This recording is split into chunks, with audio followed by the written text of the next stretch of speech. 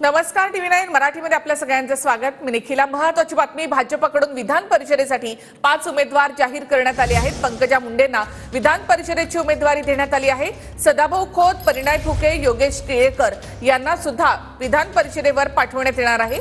अमित गोरखे यांना सुद्धा भाजपकडून विधान परिषदेची उमेदवारी जाहीर झाली आहे।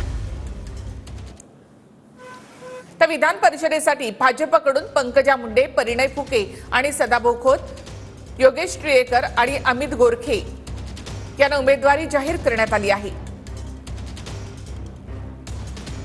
एक वर्षापासून आपण एक लढवय्या नेते म्हणून या ठिकाणी शेतकऱ्यांचे प्रश्न घेऊन आपण मैदानात उतरलेला आहात। अनेक आपण संघटना, अनेक आपण आंदोलन सुद्धा केलेले आहेत। आता आपल्याला एक न्याय मिळाला असं वाटतंय का? काय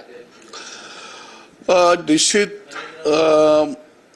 मला काही काळ राज्यमंत्री म्हणून काम करण्याची आदरणीय देवेंद्रजींच्या नेतृत्वाखाली संधी मिळाली आणि मी सातत्यानं या राज्यामध्ये वसंतराव नाईक साहेबांच्या जयंती मी त्यांना अभिवादन करतो आणि यशवंतराव चव्हाणांच्या नंतर, वसंतदादा पाटलांच्या नंतर राज्याला एक अभ्यासू मुख्यमंत्री म्हणून देवेंद्रजी लाभलेले होते आणि निश्चित या माणसाला गाव गाड्याची नस माहिती आहे आणि म्हणून ग्रामीण भागाला पुढे घेऊन जाण्याची क्षमता असणारा, गावगाड्याला दिशा देणारा, इथल्या तरुणांच्या हाताला काम देणारा एक असं विकासभिमुख नेतृत्व म्हणून देवेंद्रजीकडे पाहावं लागेल आणि तिने निश्चितच काम करणाऱ्या माणसांना संधी दिलेली आहे आणि निश्चित या संधीचं आम्ही सोनं करू।